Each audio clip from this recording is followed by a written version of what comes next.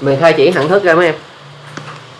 3 mũ x cộng 5 mũ x tất cả bình là a cộng b cả bình phải không?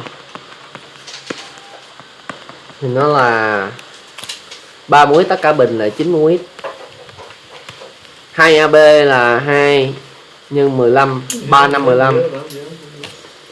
Còn 5 mũ x tất cả bình là 25 mũ x. Rồi tất cả những cái này là đạo hàm của anh. Nguyên hàm của anh. Nguyên hàm của anh vẫn là anh, nhưng mà chia tay con bồ. Vậy cái này vẫn là anh. Vẫn là anh. Vẫn là anh. Nhưng mà mỗi cái chia tay con bồ của anh. Con bồ là LN9, con bồ là LN15, con bồ này là LN25. Xong.